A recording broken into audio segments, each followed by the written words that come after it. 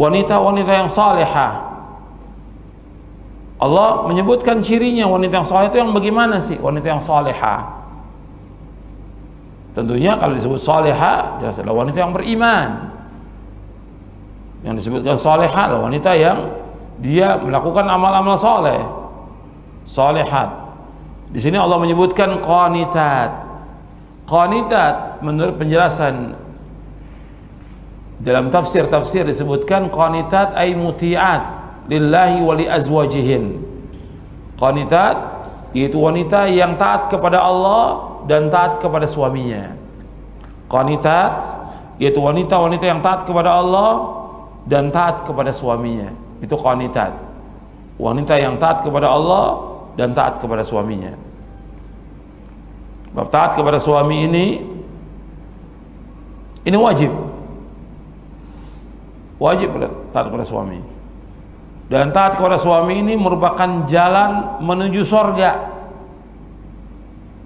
Bagi wanita taat kepada suami ini kewajiban yang terbesar setelah dia taat kepada Allah, dan ini merupakan jalan menuju sorga. Makanya kewajiban wanita itu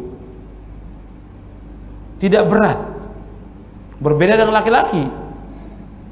Kalau laki-laki harus mencari nafkah, laki-laki itu harus berjihad, wajib berjihad ke medan perang, dan yang lainnya banyak sekali tanggung jawabnya laki-laki. Kalau wanita tidak, ringan wanita itu. Makanya bagi wanita nggak ada jihad. Jihadnya wanita adalah haji dan umrah. Wanita nggak ada jihad, perang nggak ada bagi wanita, tapi jihadnya mereka haji dan umrah, dan itu pun harus dengan mahramnya. Nah, wanita kewajibannya dia melaksanakan sholat yang 5 waktu, puasa di bulan Ramadan, taat kepada suaminya, maka dijamin masuk surga. Sampai dalam satu hadis yang diriwayatkan oleh Imam Ibn Hibban dalam kitabnya Al-Mawarid, Nabi SAW bersabda, "Idza shallatil mar'atu khamsaha wa shamat syahraha wa hassanat farjaha wa ata'at ba'laha dakhalatil jannah min abwabil jannati sya'at." Kata Rasulullah SAW, "Idza shallatil mar'atu khamsaha," apabila wanita melaksanakan salat yang 5 waktu, wa shamat syahraha, dan dia puasa di bulan Ramadan, wa hassanat farjaha, dan dia menjaga kehormatannya, wa ata'at ba'laha, dan dia taat kepada suaminya, dakhalatil jannati min abwabil jannati sya'at, maka dia akan masuk surga dari pintu surga mana saja yang dia kendaki. Jadi kalau seorang wanita dia melaksanakan salat yang 5 waktu, ini wajib. Salat yang 5 waktu, kecuali kalau dia sedang haid. Melaksanakan puasa Ramadan wajib, kecuali kalau dia sedang haid atau nifas. Kemudian dia menjaga kehormatannya, dia menjaga dirinya, dia menjaga pakaiannya dengan sempurna, tidak terbuka auratnya, tidak terdedah auratnya, tertutup, dia jaga. Kemudian dia taat kepada suaminya.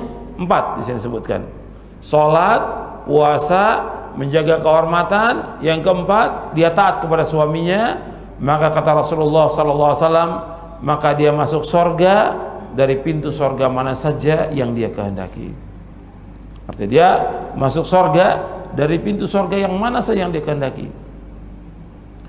Ini menunjukkan bahwa bagi wanita itu mudah melaksanakan ketaatan kepada Allah. Yang penting dia taat kepada suaminya, jangan dia membantah, jangan dia kurang ajar kepada suaminya. Makanya ketika ada seorang wanita yang mengeluh kepada Rasulullah SAW tentang suaminya, "Ya Rasulullah, suami saya begini, begini, begini." Apa kata Rasulullah? "Unduri aina anti minhu fa innahu jannatuki wa naruki." Perhatikan diri kamu. Kamu ini bagaimana hubungan kamu dengan suami? Karena suami kamu adalah sorga kamu dan neraka kamu. Suami kamu itu sorga kamu dan neraka kamu. Artinya kalau kamu taat kepada suami, kamu akan masuk sorga. Kalau kamu tidak taat, kamu akan masuk neraka. Jadi suami itu merupakan surga dan neraka bagi istri. Maka kewajiban seorang istri dia untuk taat kepada suaminya, yang dengan itu Allah akan masukkan dia ke dalam surga. Kalau dia durhaka kepada suaminya, dia melawan kepada suaminya, dia kurang ajar kepada suaminya, dia sering membantah kepada suaminya, maka akan membawa dia ke neraka. Jadi disebutkan bahwa Rasulullah menegur wanita yang mengadu mengeluh tentang suaminya, maka disuruh dia untuk sabar. Suami kamu itu surga kamu, neraka kamu.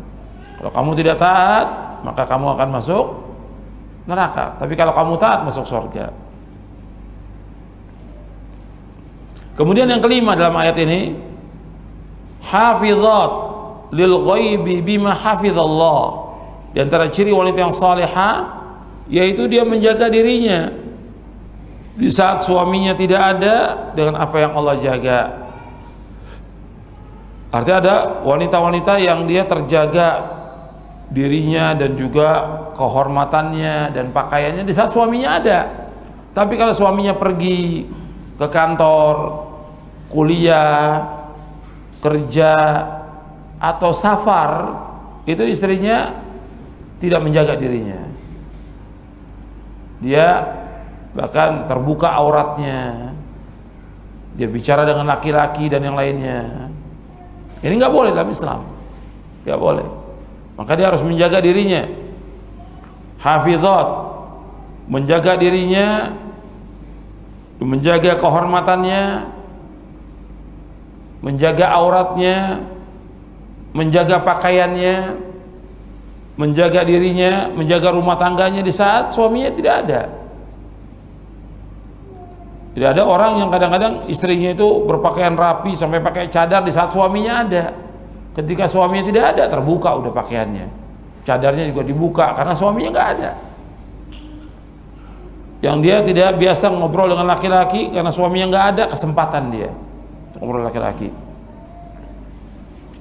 Kadang-kadang dia di saat suaminya ada, dia jaga dirinya, betul-betul dijaga.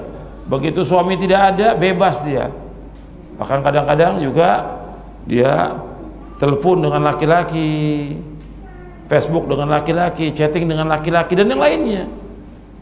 Ini nggak boleh dalam syariat Islam. Dia harus jaga dirinya. Hafizatun lil ghaibi bima hafizallah.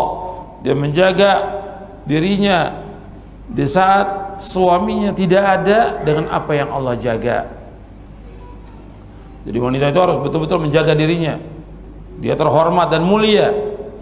Allah telah muliakan wanita ini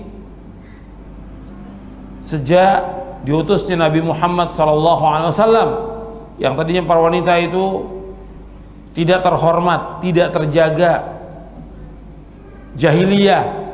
Tapi begitu datangnya Islam, wanita ini betul-betul terhormat.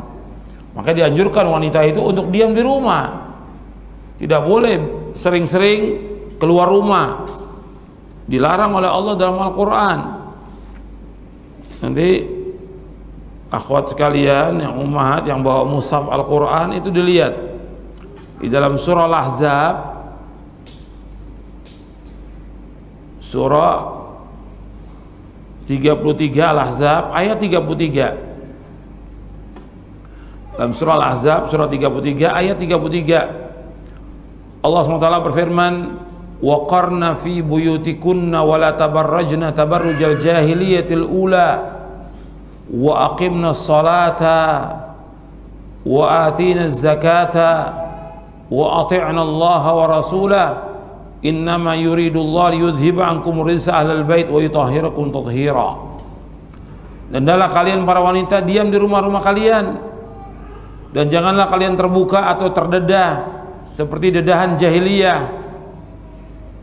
Hendaklah kalian mendirikan salat, mengeluarkan zakat, taat kepada Allah dan Rasulnya.